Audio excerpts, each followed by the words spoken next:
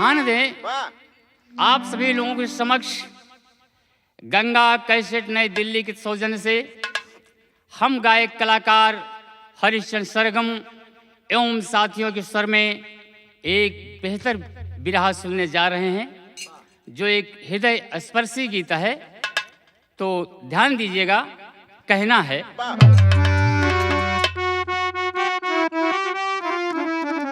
गरीबी होती बड़ी लाचार,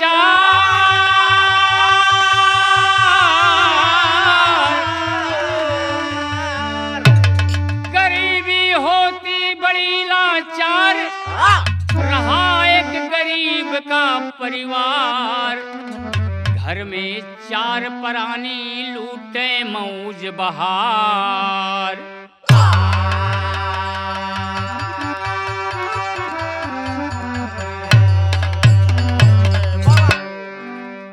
एक तर्ज का नमूना मिला था। वाह।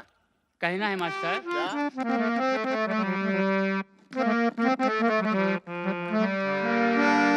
अरे याद तुम मुझको करोगी,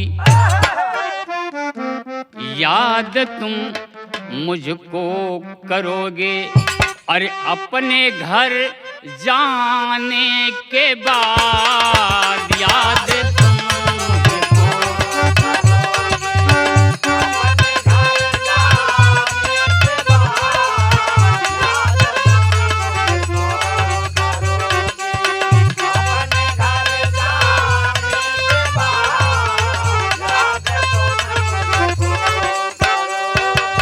ये तो तर्ज के नमूना में रहा, लेकिन गाने के भाव में कहना है।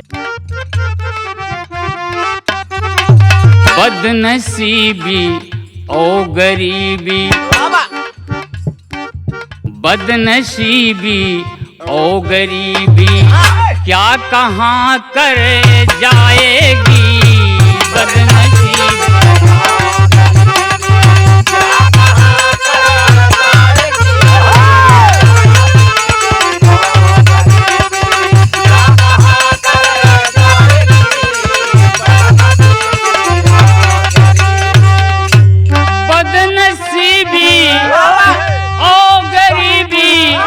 अरे क्या कहाँ कर जाएगी,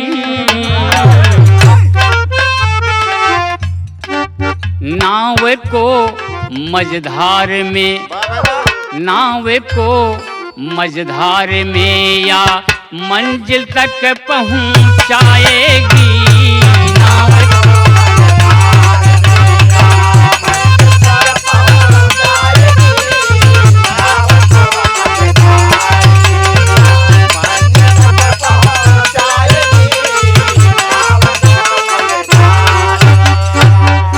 गौर कीजिएगा, एक बड़ी ही बेहतर और रोचक कहानी आप लोगों के समक्ष पेश है। बिहार प्रांत भिखनपुर की कहानी है, बिहार प्रांत भिखनपुर की कहानी है। चैतू किसान रहा, छोटी सी किसानी है। नेक इंसान के व्यवहार बड़े अच्छे हैं, माता पिता परिवार घर में 2 बच्चे हैं। इसी दौरान भिखनपुर का मेला लागल, इसी दौरान भिखनपुर का मेला लागल। दोनों बच्चों के मन में देखने की इच्छा जागल। बेटा 5 वर्ष का है और बिटिया 10 वर्ष की है। एक मेला लगता है, दोनों बच्चे जिज्ञासा पैदा करते हैं बाबू से कि हम लोग को मेला दिखाई दे। किसान अपने बच्चों की भावनाओं को समझते हुए क्या करता है, कृषक पैसे कौड़ी की, कृषक पैसे कौड़ी की व्यवस्था बनाता है। बीबी बच्चों के संग मेले में पहुंच जाता है। अपने बच्चों को लिवाकर ट्रेन पर बैठ करके मेले में पहुंच जाता है।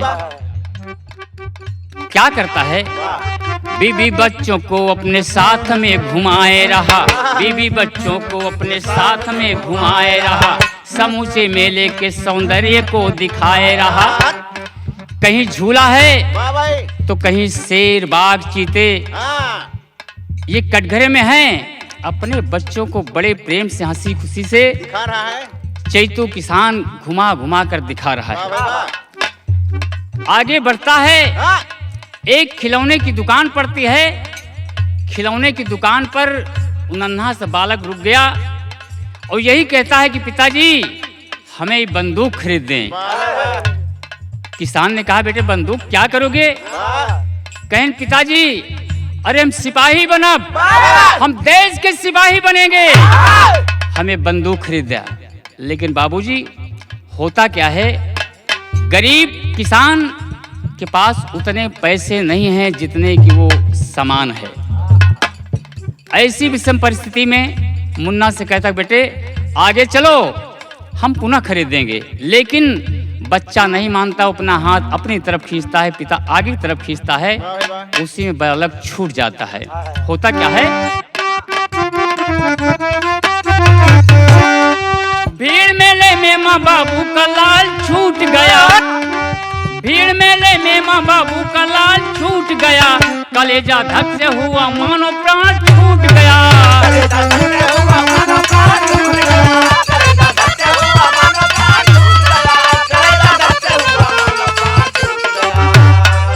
अरे बाप रे, उस भीड़ मेले में किसान का बेटा खो गया। जब खो जाता है तो उसे ढूंढने लगता है, आवाज देता है बेटे कमाल। लेकिन बाबूजी बहुत ढूंढता है लेकिन बेटा नहीं मिलता है।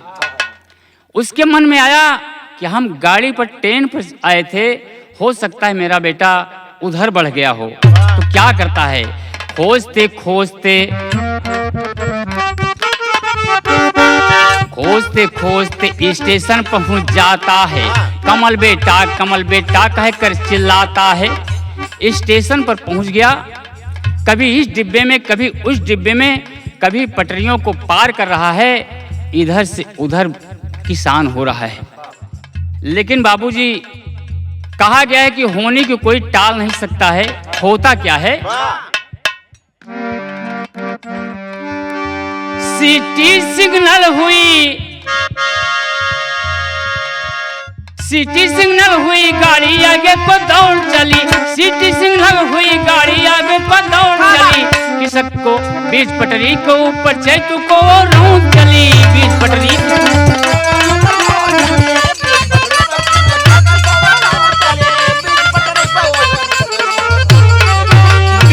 पटरी के ऊपर किसक को वो रौंद चली। बाबूजी घटना घट गई, पटरी को पार कर रहा है, गाड़ी सीटी दिया, आगे बढ़ी, उसकी चपेट में आ गया और उसकी मृत्यु हो गई। तो कहना है देखते सब रह गए, अरे कोई बचा पाए नहीं,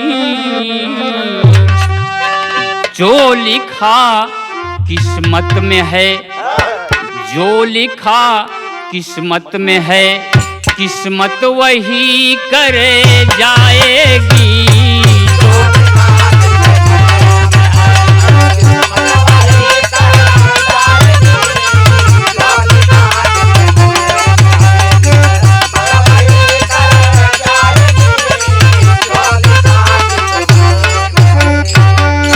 आज किसान इस दुनिया से चल बसा। इसकी जानकारी जीआरपीएफ के जवान को होती है, लाश को अपने कब्जे में ले लेते हैं, अनाउंस कराते हैं मेले में कि अगर कोई परिजन आया है तो चैतू किसान नाम का एक व्यक्ति की मृत्यु हो गई। इस बात को जब उनकी पत्नी मालती और बिटिया कविता सुनते हैं तो पागल विक्षिप्त से होकर लाश के पास आते हैं। विदेशियम कहना वो मास्टर,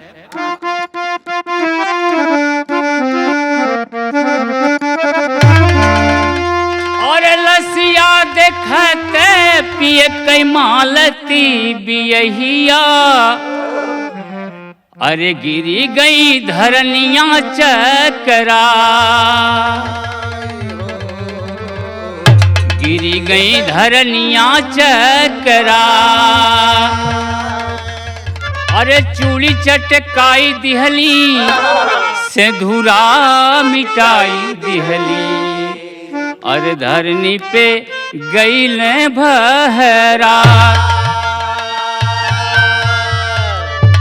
पिया के लाश से लिपट कर बहुत रोते हैं बिटिया मतारी, लेकिन इसके बाद जीआरपीएफ के जवान लाश को पोस्टमार्टम रिपोर्ट के लिए भेज देते हैं। उसके बाद लाश परिजनों को सौंप देते हैं। लाश घर लाई जाती है। गांव से तमाम लोग आंखों में आंसू भरे, कितना नेक व्यक्ति था, उसकी मिट्टी में लाश में सभी लोग शामिल होते हैं। चिता बनाई जाती है। चिता को मुखाग्नि बिटिया देती है जो 10 वर्ष की है। कहना मास्टर साहब तर्ज लगा देखिए।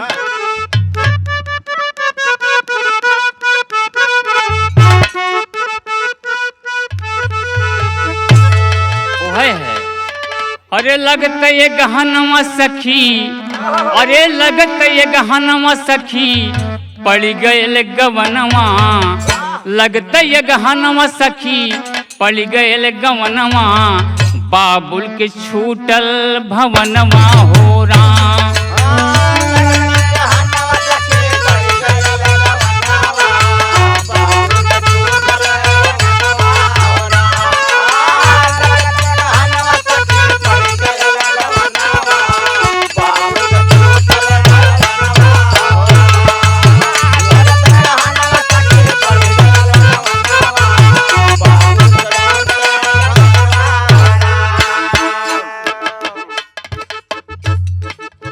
बिटिया मुखाग्नि दे या के समनवा, बिटिया मुखाग्नि दे या के समनवा, बरसल सबके नयनवा हो राम।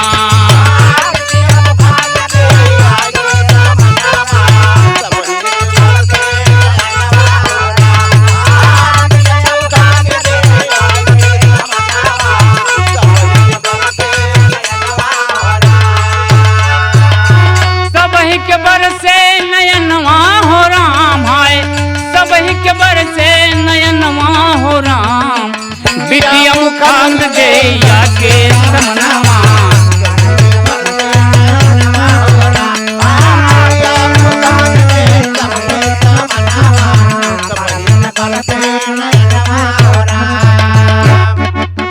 सबही किसे को दिए सच्ची विदाई, सबही किसे को दिए सच्ची विदाई, रोवत भवन आए बिटिया यो माई। बाबूजी सभी चैतू किसान को सच्चे भाव से, सच्चे दिल से, नम आंखों से विदा करते हैं। सबही किसे को दिए सच्ची विदाई, रोवत भवन आए बिटिया यो माई। अरे अब के सजाई हमार के सपनवा, अब के सजाई हमन के सपनवा, बरसल सबके नयनवा हो राम।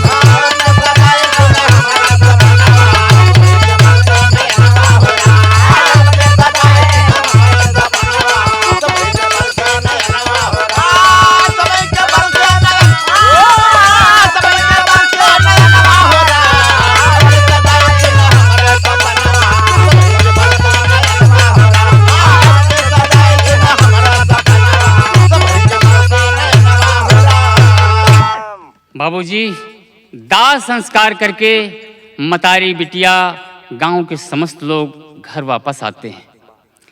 किसी तरीके से गांव के लोग ढांढस बंधाते हैं कि दीदी बहन जो भी होगा हम लोग देखेंगे। बाबूजी करते क्या है, किसी तरीके माई बिटिया घर में रह के करें गुजर, काम करें मजदूरी का गाँव में घर घर टहर टहर।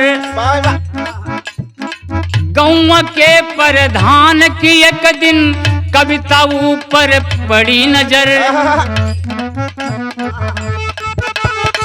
कविता से बोले प्रधान जी, कविता से बोले प्रधान जी, चलना है तुम्हें मेरे भवन।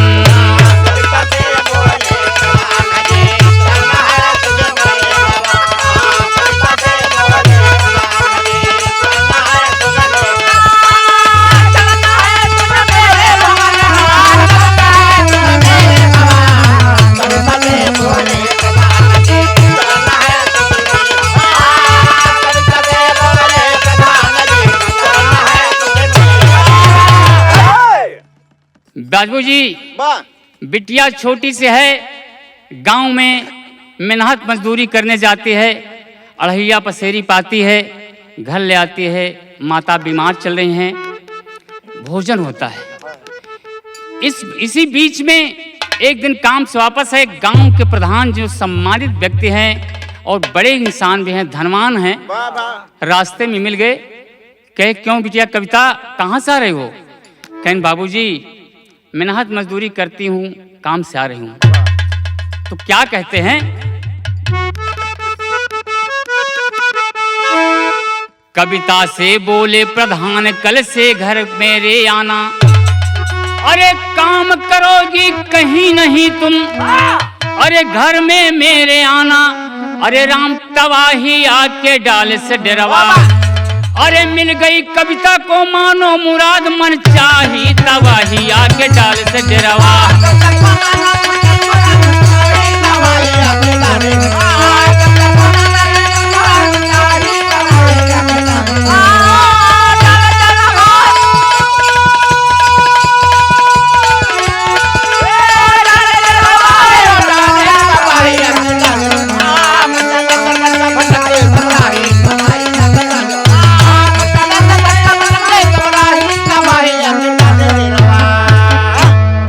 प्रधान जी ने कहा कि बिटिया कविता मैं जानता हूँ तुम्हारा बाप खत्म हो गया, तुम्हारा भाई खो गया, तुम मुश्किल में हो, मैं तुम्हारी मुश्किल आसान कर देता हूँ। कहें बाबूजी क्या है?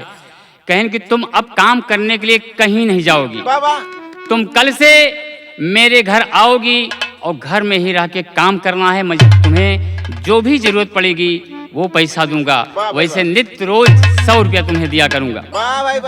बहुत खुश हुई, कहा ठीक है बाबूजी हम कल से आएंगे। और वही घर आती है तो मतारी से कहा कि मतारी, कहें कहा बिटिया काहे बहुत खुश हो? कहें अम्मा हमारी नौकरी लग गई। अरे हमारी नौकरी लग गई? कहें नौकरी कहाँ लग गई? तो क्या कहा था? वही कहा था कि नौकरी माई लाग गई, हाय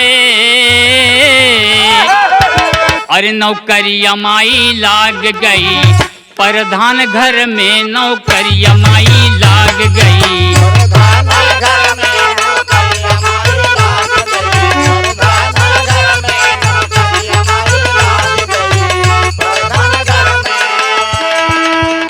अरे 100 की नोट माई आई मोरे कर में, नौकरी माई लाग गई, प्रधान घर में नौकरी माई लाग गई।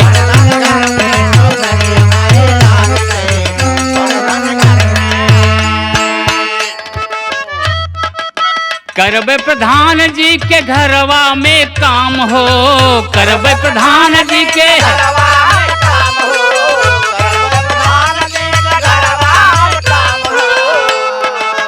भटके के पड़ी नहीं,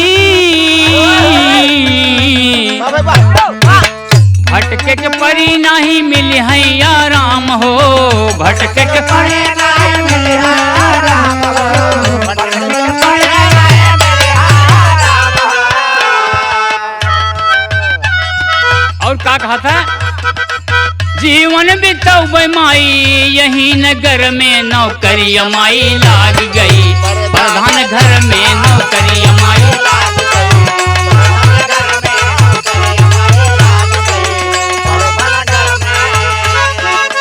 में हो प्रधान घर में, प्रधान घर में हो, प्रधान घर में नौकरी माई लाग गई, प्रधान घर में नौकरी माई लाग गई, प्रधान घर में नौकरी माई लाग गई।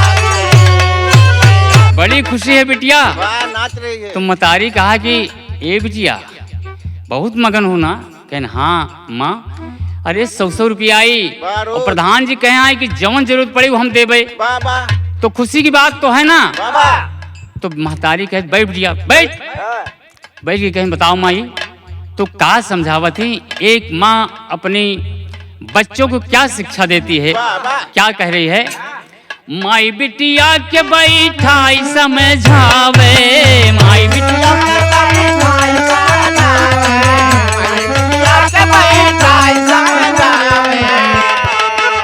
हो गए सयान कुल सहुरवा बतावे, हो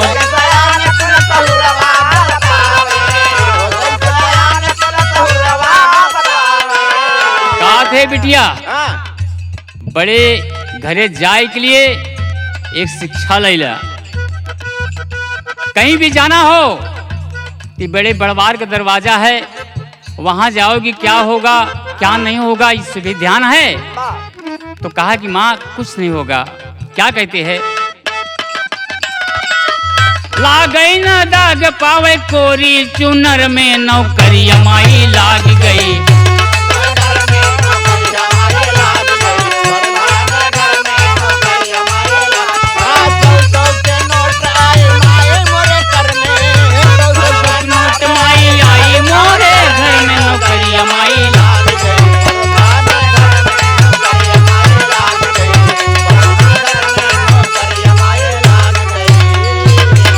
मतारी समझा रहे बिटिया ये दुनिया है, जाओगी लेकिन ध्यान रहे कि बाप के पाग में दाग ना लगने पावे।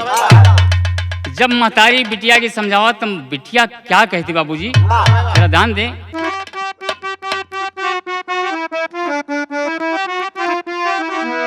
उस देश की माँ मैं बाला हूँ जिस देश में गंगा बहती है, जिस देश में गंगा बहती है।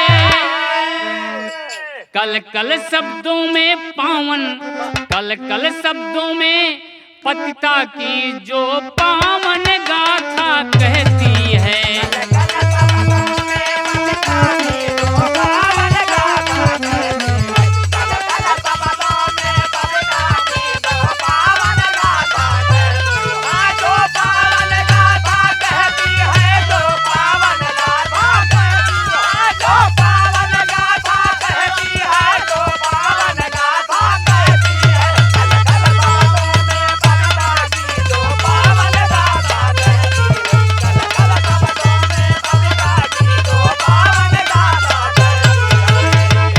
क्या कहती है?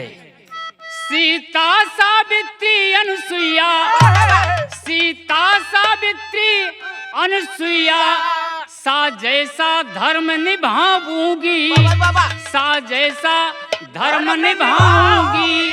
सौगंध पिता के चरणों में ना पाग में दाग लगाऊंगी।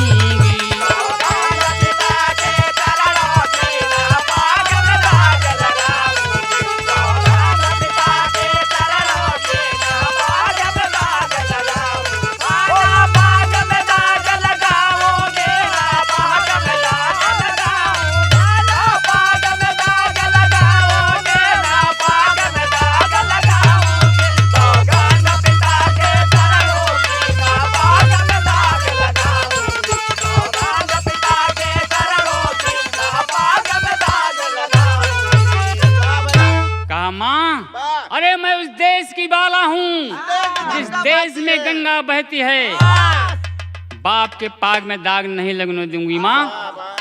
इतना कह करके कहा ठीक है बेटी, मुझे तुमसे यही उम्मीद है।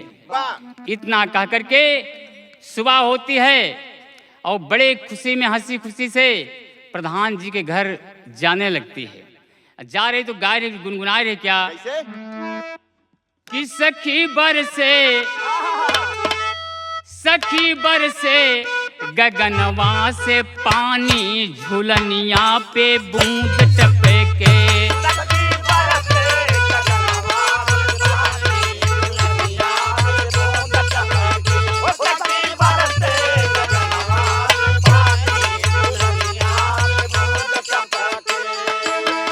कार बदरवा है, कार बदरवा कजरवा निहारे, कार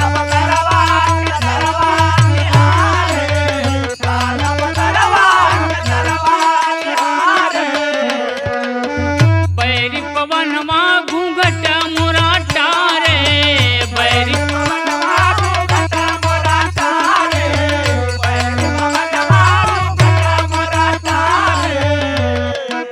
ओ सखी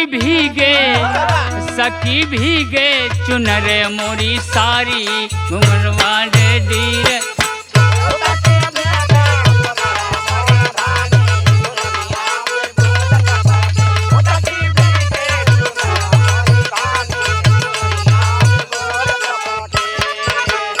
बड़े हंसी खुशी में प्रधान जी घर पहुंच जाती है, पहुंच जाती है, प्रणाम करती है और काम पर लग जाती है। प्रधान जी ने कहा, देखो बेटी ये सब घर के काम करना है। काम पे लग गई, काम किया दिन भर, शाम को 100 रुपया लेके घर वापस आ गई। इसी तरह से नित्य का काम है, प्रधान जी के घर जाती है और घर का काम धाम करके शाम को वापस चली आती है।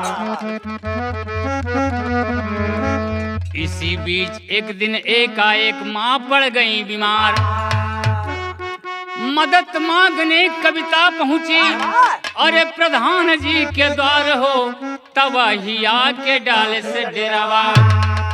अरे पड़ी है बीमार माता तड़प रही घर माही, तबाही आके डाले से डेरावा।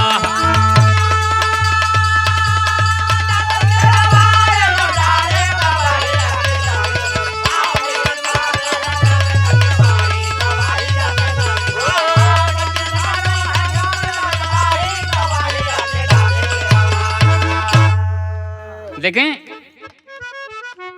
माँ बीमार है, इस बात को लेकर कविता प्रधान जी के घर पहुंचती है और प्रधान जी को प्रणाम किया।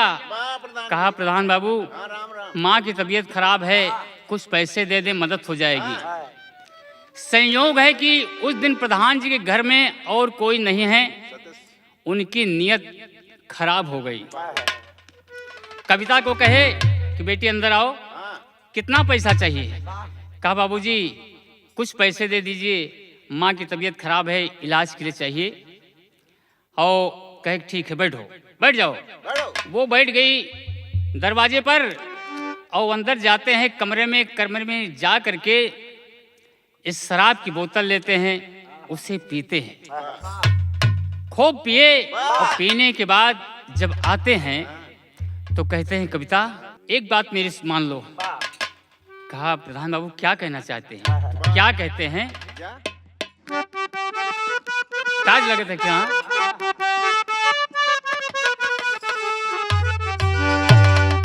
दिल देता है, हो दिल देता है, रो रो दुहाई, किसी से कोई प्यार ना करे।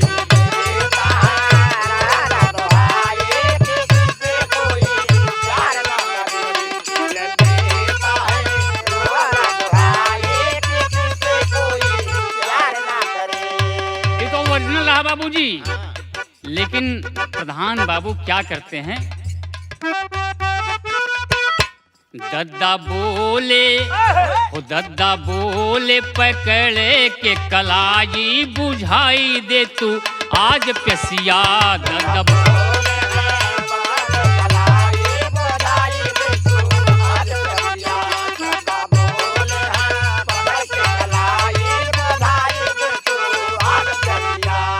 बुझाई दे तू आज प्यासिया है, बुझाई दे तू आज प्यासिया। जाम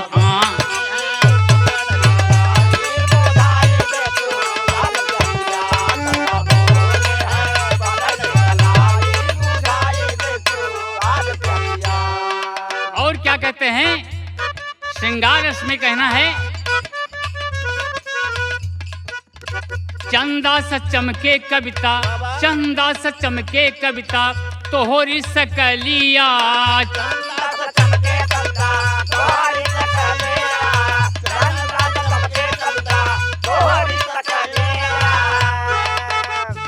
के बहार लूटा हमारे बगलिया, आज के बहार लूटा हमारी बगलिया, आज बहार लूटा हमारी बगलिया।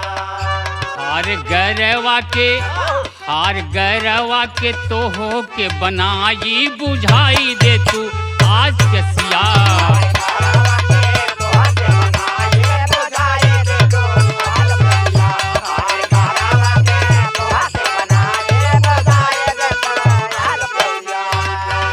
कविता, आज मेरी एक इच्छा है, वाह भाई वाह, यही पूरा कर दो। वाह तुम जितना कहोगी उतना पैसा दूंगा, वाह, लेकिन खजाना दे दूंगा, लेकिन मेरी एक इच्छा पूर्ण कर दो। क्या बात? कविता प्रधान दद्दा की बात सुन के आवाक से रह गई, पाँव पकड़ लिया कि दद्दा ये आप क्या कहते हैं, हमार महतारी बीमार है, हम पैसा के लिए आए हैं। कहा नहीं कविता, मेरी बात मानो। वाह, तो कविता क्या कहती है, क्या?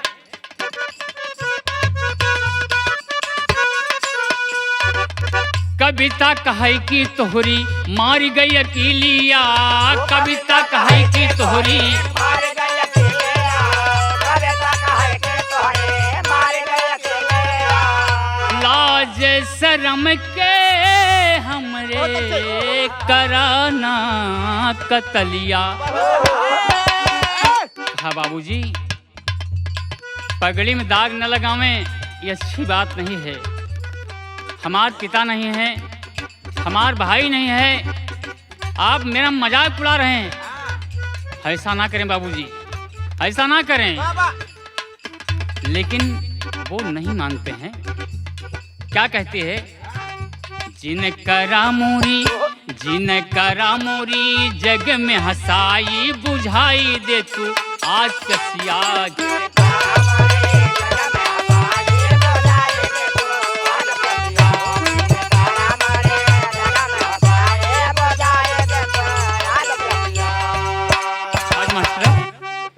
इतनी बात कहती है कविता, समझाने का प्रयास करती है प्रधान जी को, लेकिन प्रधान जी उसकी कलाई पकड़कर घसीटते हैं। तब वो समझ गई कि ये प्रधान कामांधा हो गया है, इसे सबक सिखाना होगा। नशा के धुत में उसके पैर लड़खड़ा रहे हैं। वही कविता शराब की बोतल उठाया और उठा करके उसके सर पर इतनी तेज से मारा कि माथा उसका चकरा गया और जमीन पर गिर पड़ा। जब फर्श पर गिर पड़ा तो कविता वहां से भाग चली बाबूजी, और भाग कर आती है तो माँ से क्या कहती है विदेश मास्टर,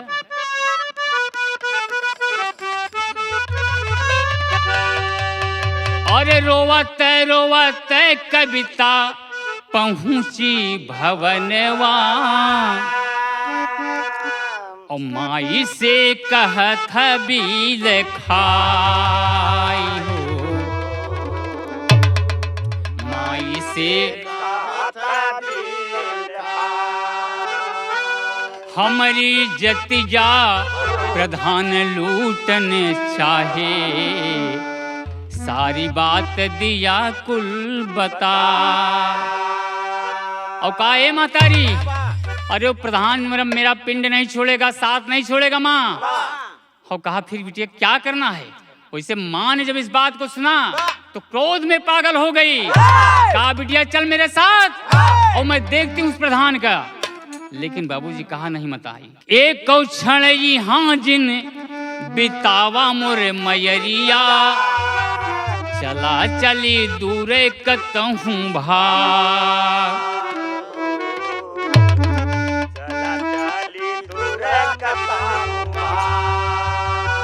अरे दिनवा बिताई ले बई झोपड़ी बनाई कतहूँ, दिन काट ले बई भिखिया माँ। कहा मतारी जल्द से यहाँ चलो, जितनी जल्दी हो हम निकल चलते हैं। वही अपने कपड़े ओढ़ने समेटती है और बगल में स्टेशन है, वहाँ पर मतारी को लिवा करके टेंट पर बैठ करके काफी दूर चली जाती है बाबूजी। चली जाती है, वहाँ के स्टेशन पर उतरकर देखती है तमाम झुग्गी झोपड़ी बना के लोग रह रहे हैं, भीख मांग रहे हैं। उन्हीं के बीच जाकर के शरण लेती है, भोजन करती है उनके बीच में, उनके लोगों के साथ में भीख मांग करके गुजारा करती है। वाह देखिए तज लगत बड़ा बेत का मास्टर साहब कहना है,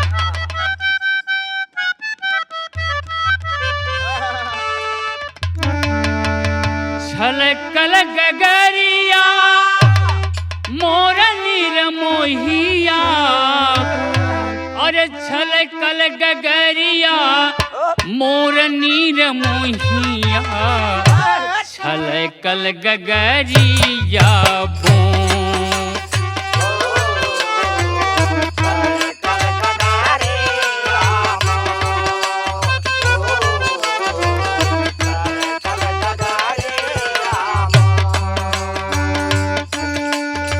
ये तो वर्जन रहा बाबूजी, लेकिन मतारी बिटिया स्टेशन के बगल में क्या कहते हैं, कविता रो रो के मांग रही भी कैसे, मेलवा में खोई गईले लहुरा बिरनवा, पिता गईले स्वर्ग वासिधार,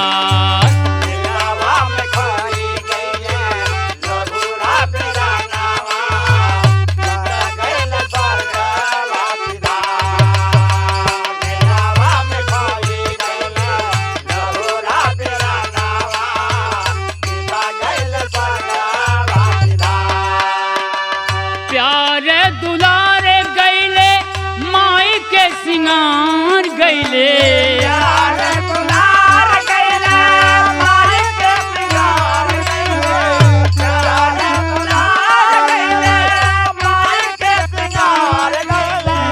सारा जग लागे आंधियार माई बिटिया, सारा जग लागे आंधियार,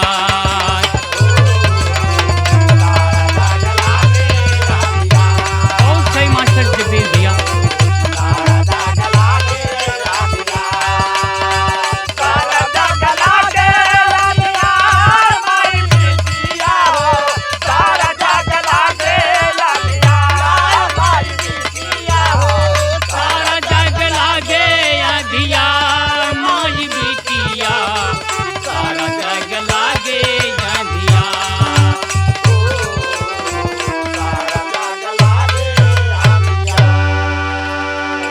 इसी तरीके से मतारी बिटिया भीख मांग मांग करके गुजारा करते हैं बाबूजी। लेकिन प्रधान को यह बात खटक गई कि एक गरीब घर की लड़की मुझे चोट पहुंचा के गई, मुझे अपमान किया है, जहां भी मिलेगी अपने लोगों को लगा दिया कि जहां भी मिले उसे पता लगाओ। प्रधान के साथियों ने पता लगाया, पता लगा के बताया तो प्रधान क्या करता है बाबूजी, उड़ान मास्टर साहब, एक रात प्रधान स्टेशन पर पहुंचा आया, एक रात प्रधान स्टेशन पर पहुंचा आया, रात के वक्त में कविता को अरे साथियों के संग उठाया हो, तबाहिया के डाल से डरवा। रात के वक्त में कविता का मुंह बंद करके अपने साथियों को लगा करके उठा के गाड़ी में बैठा लिया। हरे राम तबाहिया के डाल से, अरे तो कविता समझ गई, कविता समझ गई अब जीवन से सन्नाही, तबाहिया के डाल से डरवा।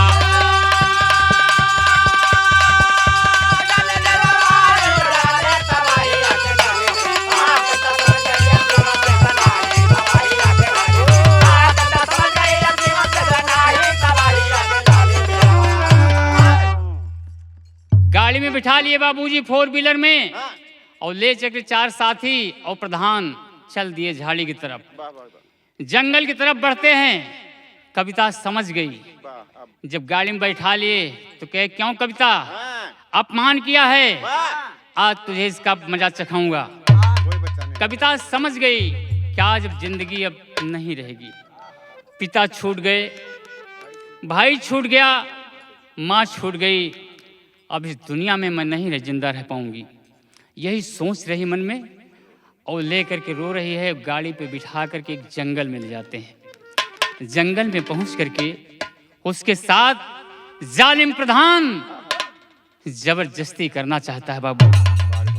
अकेला देख करके ईश्वर को याद करते हुए शोर मचाती है कि बचाओ, कोई बचाओ।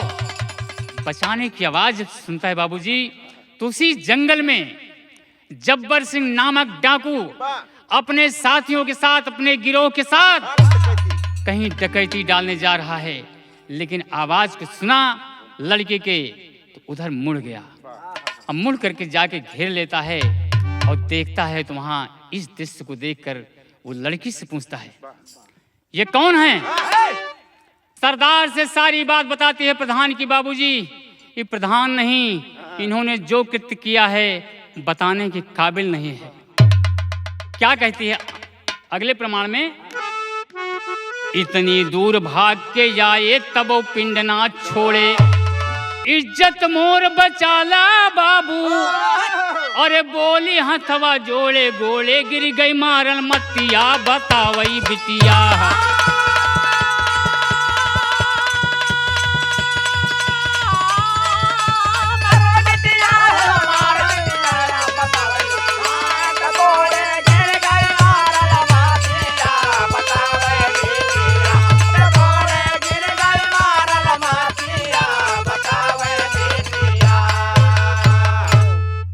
समझ गया सरदार माजरा, हो गया आग बबूला। अरे कहा तुरंत झुला दो इन सालों को, अभी मौत का झूला हो तबाही आके डाले से डरवा। अरे इन्हीं के साथ चली जाएगी तानाशाही, तबाही आके डालो डरवा।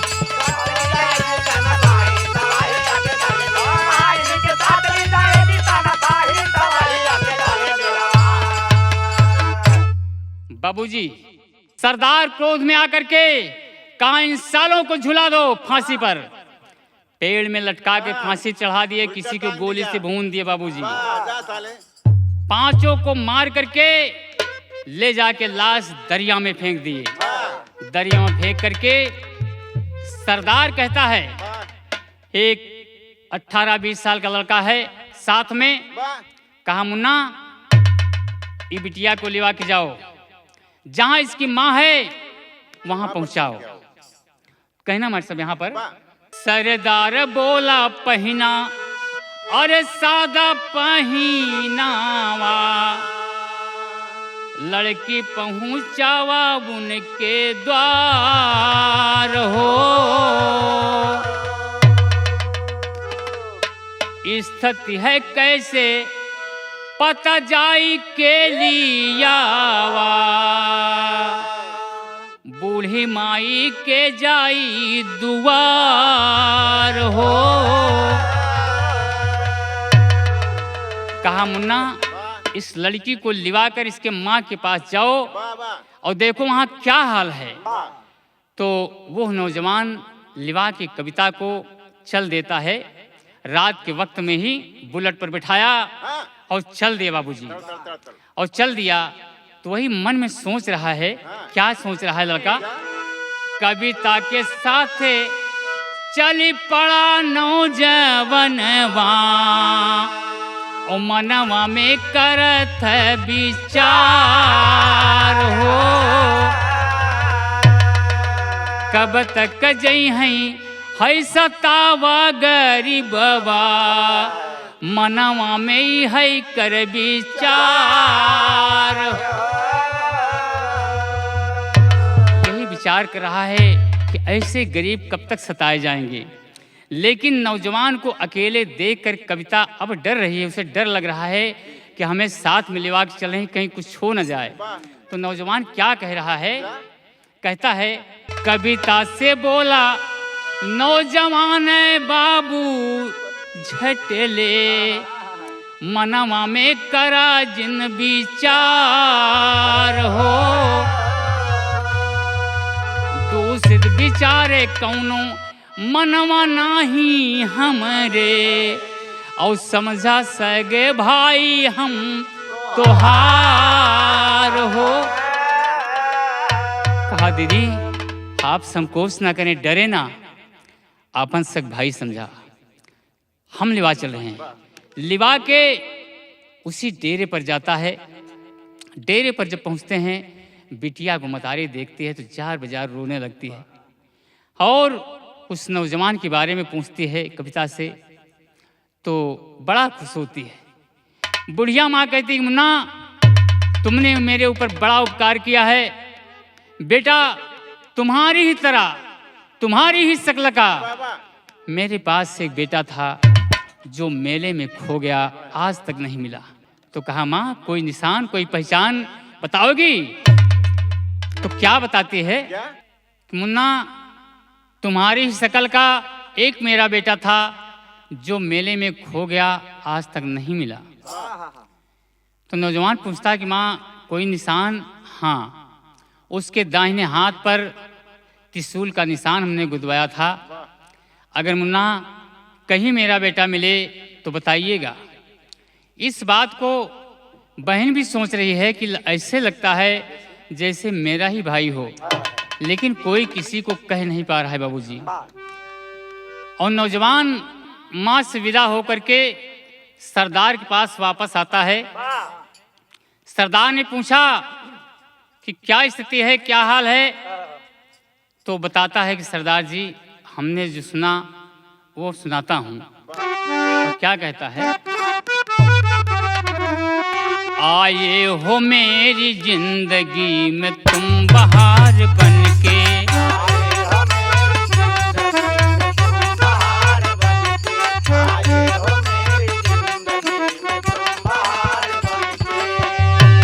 मेरे दिल में यूं ही रहना, मेरे दिल में यूं ही रहना, तुम प्यार प्यार बनके आए हो मेरी जिंदगी में तुम बहार बनके।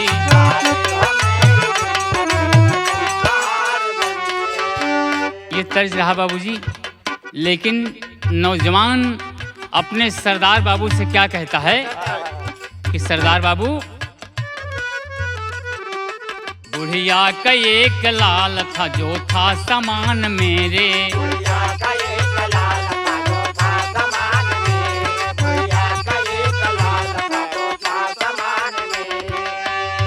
मेले में खो गया जो है, मेले में खो गया जो पाया न बहुत है रे, बुढ़िया का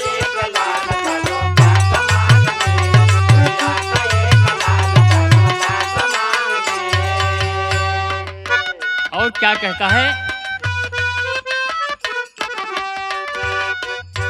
जो थे निशान उसके वो सब है मेरे जैसे,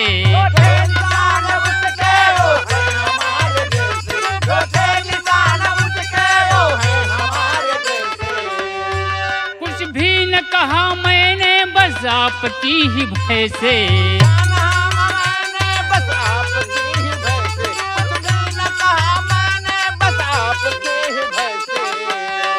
मेरी बहनवा माँ है, मेरी बहनवा माँ है, जिनको है विपदा घेरे, दुनिया में एक लाल था जो था समान मेरे, बुढ़िया का एक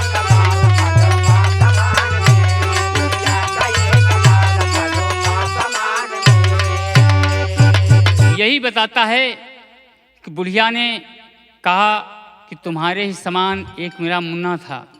लेकिन माँ ने जो कहा बाबूजी, वो सारे निशान मेरे मौजूद हैं सरदार बाबू। तो कहे फिर क्या लगता है तुम्हें? नौजवान ने कहा मुझे लगता है कि मेरी माँ और मेरी बहन हैं जिनसे जो मुझसे बिछड़ गए हैं। तो कहा मुन्ना जा करके सत्यापित कर लो, अगर तुम्हारी माँ और बहन हैं तुमका उद्धार करो। पुनः नौजवान जाता है और पूछता है कि माँ जमन बात कहा था त्रिशूल के निशान हमरे बाँह पर देखा, और देखती निशान को तो बूढ़ी माँ पहचान जाती है। बूढ़ी माँ पहचान जाती है कि तुम्ही मेरे बेटे हो, मेले में खो गए थे। तो बाबूजी इस बात को आता है सरदार कि कहा कि बाबूजी वो मेरी माँ बहन हैं मैं बिल्कुल सत्यापित हूँ, मेरी माँ बहन सत्यापित हैं और मैं जाना चाहता हूँ। तो क्या कहता है, अंतिम प्रमाण मिला था।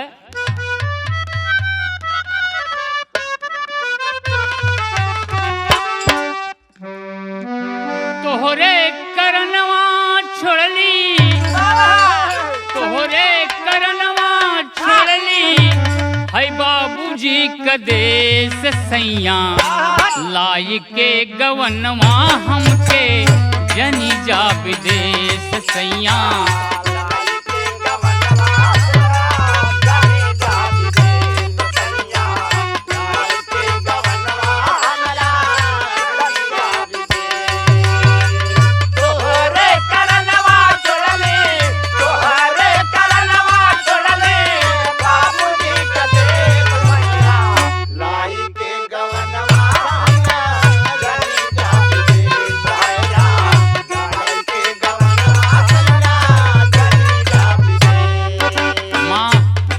माँ और बहन से मिलकर नौजवान यही कहता है,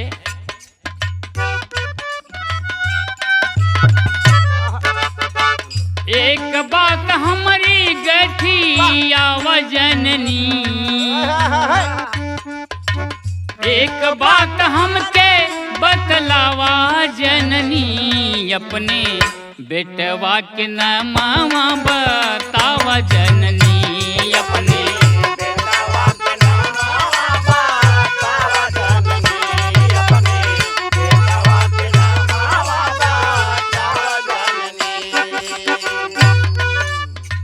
बनल तिरसूल बाटे हमरे बहिया हो,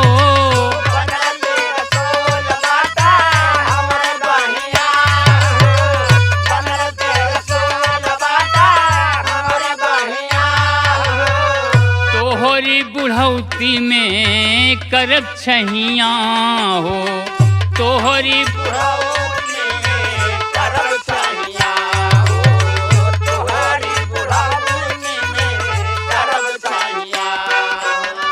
कविता बहन के,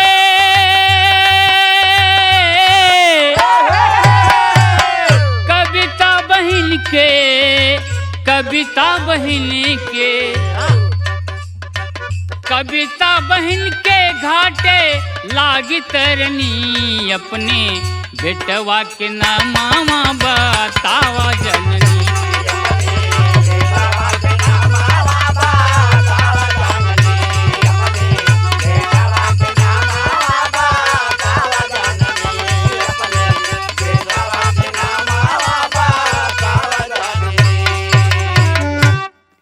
बाबूजी सत्यापित हो जाता है कि ये मेरी माँ है, ये मेरी बहन है।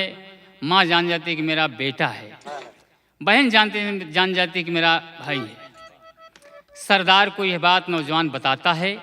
सरदार अंत में क्या कहता है, उस नौजवान को सुझाव दे करके भेजता है। इतने दिन कई हमारे साथ रही मितैया तोहरी, और ये इतने दिन के हमरे साथ रही मितैया तोहरी, अरे तलैला मैया यौ बहिन के चला जा नगरी है।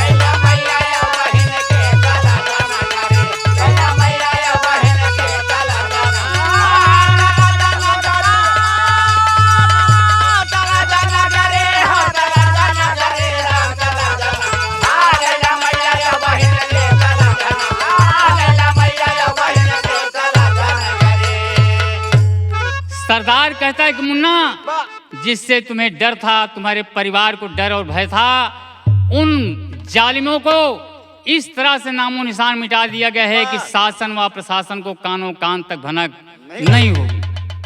और क्या कहता है कि 10,000 रुपया लैला आएगा तोहरे काम हो, प्रथम गृहस्थी संभाल लेना, लग के सुबह हो शाम हो, बाद में कविता बहन के फिर आया भंवरी, अरे तलैला मैया यौ बहन के चला जा नगरी है।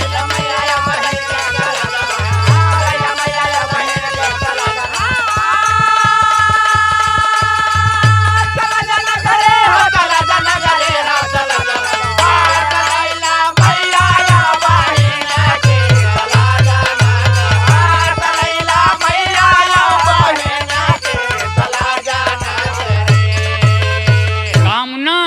ये 10,000 रुपया लो और जाओ। और क्या कहता है? क्या? अच्छा घरवा बरपा कर वाह। तय करना उसकी शादी हो, ताकि आगे चलकर भी बाबा। ना हो उसकी बर्बादी हो। अरे जरूरत पड़े पे लाया ले जाया, वाह। जरूरत पड़े पे आया ले जाया, रुपया के गठरी। अरे तलैला मैया यो बहन के चला जा नगरी।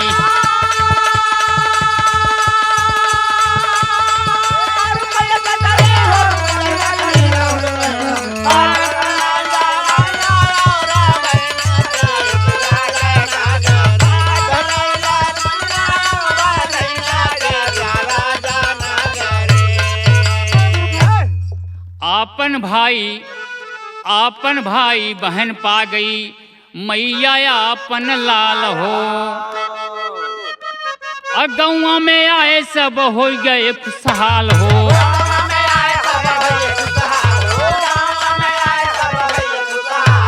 गौवा में आए सब हो के खुशहाल हो।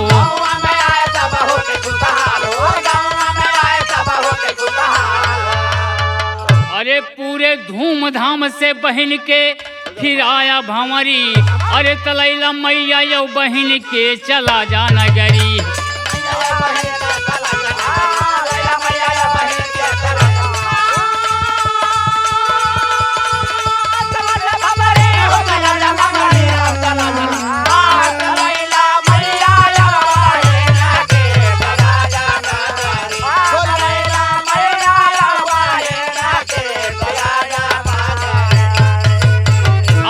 डाकुओं के सरदार ने इंसाफ दिया है बाबूजी। ये नहीं कहा जा सकता कि सभी डाकू या सभी लोग इस तरीके के गलत होते हैं। एक संदेश दिया जाता है कि अच्छे डाकू सदा गरीबों, अच्छे डाकू सदा गरीबों का देते हैं ख्याल हो। गलत कार्य करने वालों पर और करते जुल्म बवाल हो। अरे चूसे खून जे, अरे गरीब मन के उमरिया सगरी। अरे तलैला मैया यो बहन के चला जा नगरी।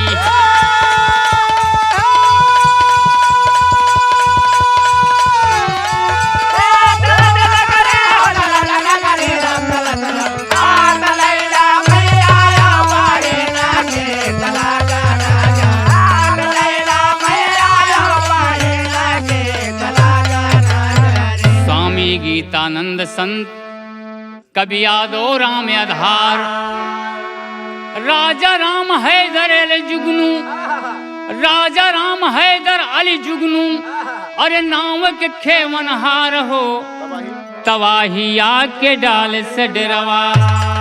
हरिश्चंद्र कहे ने अच्छी होती ताना शाही, तवाहिया के डाल से डरवा।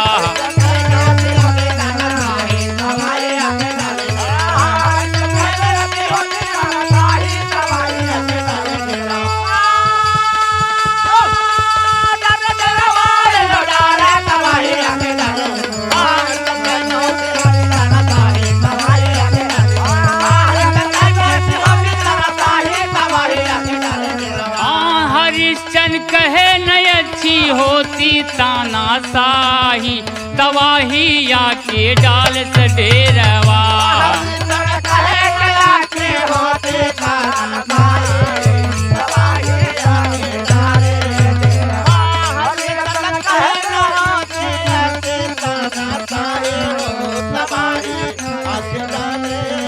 हाँ भाई सुना हो सुजन मन लाए।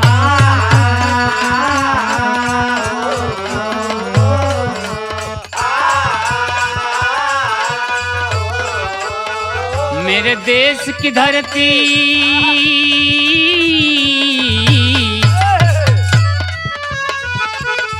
मेरे देश की धरती सोना उगले उगले हीरे मोती। मेरे देश की धरती हो, मेरे देश की धरती सोना उगले उगले हीरे मोती। ये प्रस्तुति गंगा कैसेट नई दिल्ली की तरफ से प्रस्तुत किया गया।